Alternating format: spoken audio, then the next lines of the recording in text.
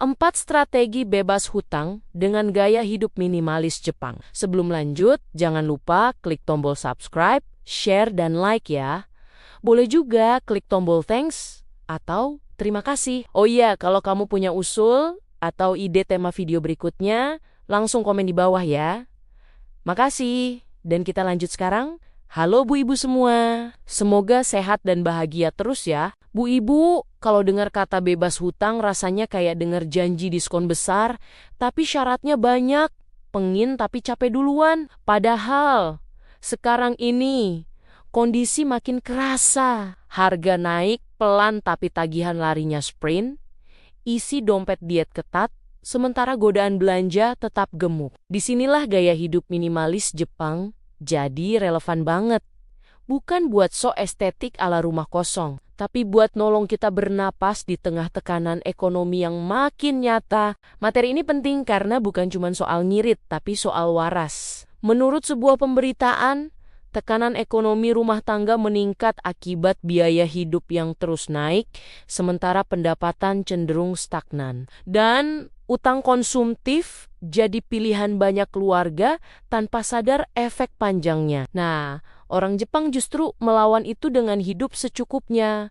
Beli karena perlu, bukan karena tetangga update. Konsep yang kelihatannya sederhana tapi dampaknya ke dompet dan mental luar biasa. Di pembahasan ini kita bakal ngobrol santai ala Bu Ibu yang sambil lipat baju tapi pikirannya kecicilan. Tentang gimana 4 strategi minimalis Jepang ini bisa jadi tameng dari utang tanpa bikin hidup terasa menderita, sedikit nyentil, sedikit ketawa pahit, karena realitanya kita sering bukan kekurangan uang, tapi kebanyakan keinginan yang nyamar jadi kebutuhan. Dan kalau sekarang rasanya hidup berat, bisa jadi bukan karena rezeki kurang, tapi karena beban yang bisa kita ringankan bareng-bareng. Strategi pertama itu tentang berhenti beli barang demi menyenangkan orang lain. Ini tuh jebakan paling halus buat ibu-ibu. Kelihatannya sepele tapi efeknya bisa sampai cicilan bertahun-tahun. Contoh paling nyata itu waktu kita datang arisan lalu lihat teman pakai tas baru. Dalam hati bilang tas lama masih bagus, tapi tangan udah buka Shopee sambil bisik ke diri sendiri, cuma lihat-lihat kok. Ujung-ujungnya check out karena takut minggu depan pas arisan jadi bahan omongan. Padahal tas lama masih kuat ngangkut dompet, bedak, dan plastik belanjaan. Gaya hidup minimalis Jepang ngajarin kalau hidup itu bukan panggung sinetron. Kita nggak wajib tampil bagus di setiap episode kehidupan orang lain. Lebih baik dompet kita yang sehat daripada gengsi yang dipelihara tapi bikin stres. Masih di strategi pertama, banyak ibu-ibu yang tanpa sadar jadi korban kalimat klasik, masa kamu nggak punya sih? Kalimat pendek tapi dampaknya bisa bikin saldo rekening menjerit. Contohnya alat dapur viral yang katanya wajib punya, padahal di rumah sudah ada versi lama yang fungsinya sama, cuma warnanya kalah estetik. Minimalis Jepang itu tegas. Tapi jujur, mereka cuma nanya satu hal, barang ini dipakai tiap hari atau cuma bikin senang 5 menit. Kalau cuma bikin senang 5 menit lalu masuk laci selamanya, itu bukan barang, tapi calon penyesalan. Dan biasanya penyesalan itu datang barengan sama tanggal jatuh tempo. Strategi kedua tentang rumah rapi dan pikiran ikut rapi. Ini bukan kalimat motivasi tempelan kulkas, tapi kejadian nyata. Rumah berantakan itu bikin otak ikut penuh.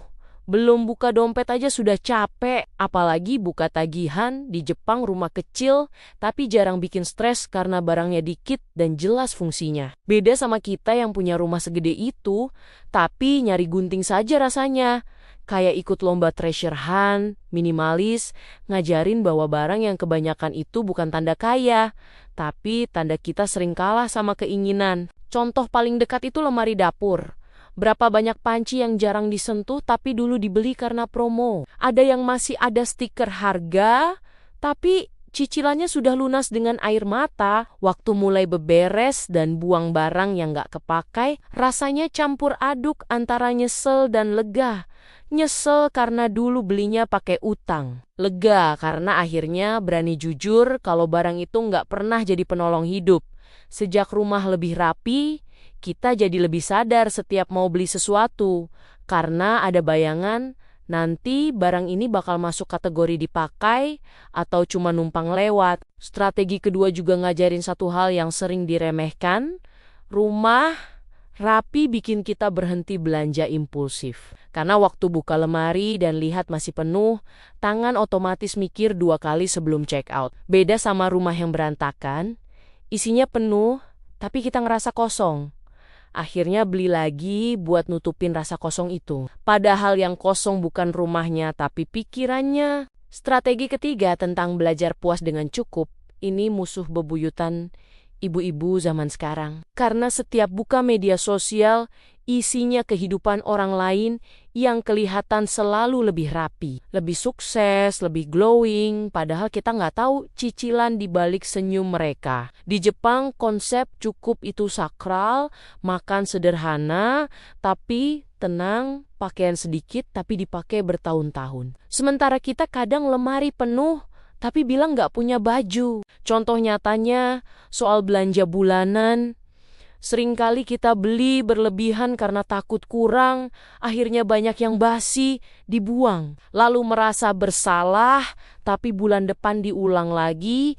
Minimalis ngajarin belanja sesuai rencana, dan menerima kalau hidup itu nggak harus selalu siap untuk skenario darurat kayak mau buka warung dadakan.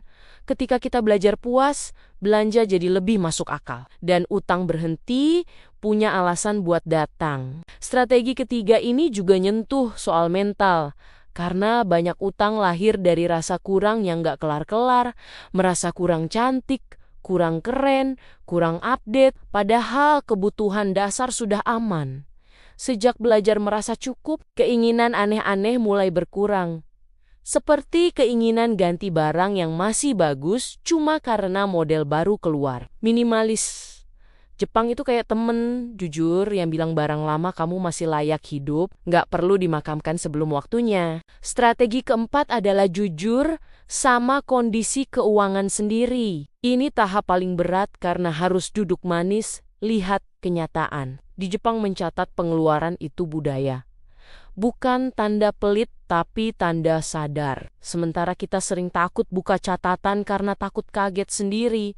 Padahal kaget itu penting, biar bangun. Jujur di sini bukan cuma ke buku catatan, tapi ke diri sendiri, mengakui bahwa selama ini banyak pengeluaran yang katanya kecil, tapi kalau dikumpulin bisa beli mesin cuci. Contoh yang sering kejadian itu uang bocor dari jajan receh. Tiap hari bilang cuma segini doang. Padahal sebulan jumlahnya bikin kepala cenat-cenut. Sejak dicatat, baru sadar kalau yang bikin keuangan ngos-ngosan bukan cicilan besar saja, tapi kebiasaan kecil yang diulang tanpa mikir. Minimalis ngajarin berhenti menyebut pengeluaran sebagai kecil atau besar.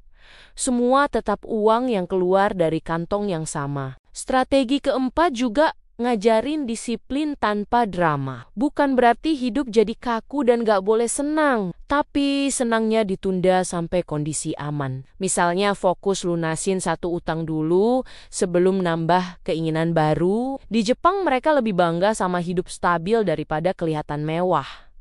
Prinsip ini relevan banget buat ibu-ibu yang sering terjebak pengen terlihat baik-baik saja, padahal dompet lagi megap-megap. Masih di strategi keempat, jujur itu termasuk berani bilang tidak ke promo, tidak ke ajakan belanja bareng, tidak ke rasa nggak enakan, karena rasa nggak enakan itu sering lebih mahal dari harga barangnya. Minimalis, Jepang ngajarin bahwa mengatakan tidak hari ini bisa menyelamatkan kita dari stres panjang besok. Dan lucunya, setelah kita berani jujur dan tegas, hidup justru terasa lebih ringan dan napas lebih panjang. Sampai di sini, rasanya seperti baru saja merapikan satu laci hati yang selama ini penuh nota, cicilan, dan rasa bersalah kecil yang numpuk diam-diam. Kita baru sadar ternyata beban hidup itu bukan cuma soal uang, tapi soal berapa banyak keinginan yang kita pelihara tanpa disadari. Ibu-ibu memang hebat,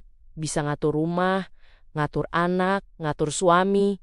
tapi sering lupa ngatur diri sendiri. Lalu heran kenapa dompet gampang tersinggung. Pelan-pelan kita belajar menertawakan diri sendiri dengan sayang, ketawa kecil karena sadar selama ini belanja bisa jadi pelarian stres yang sah secara sosial. Katanya cuma beli yang murah, pulangnya satu kantong, rumah nambah penuh, kepala ikut sumpek, lalu malamnya mikir, kok saldo tinggal segitu? Akhirnya, kita sering bilang rumah berantakan bikin emosi. Padahal yang butuh diberesin kadang bukan rumahnya, tapi pola pikirnya. Dan kabar baiknya, perubahan itu nggak harus dramatis. Nggak perlu langsung jadi manusia super disiplin ala film Jepang. Cukup jadi ibu-ibu yang sadar, yang berani bilang cukup, dan mau hidup lebih ringan. Selama masih mau belajar, masih mau pelan-pelan, harapan itu selalu ada. Karena hidup yang tenang itu bukan soal punya banyak, tapi soal merasa cukup dan pulang ke rumah dengan hati yang lebih lega. Terima kasih sudah dengerin cerita dan curhatku hari ini. Sampai ketemu di video-video berikutnya. Tetap semangat, Bu Ibu semua.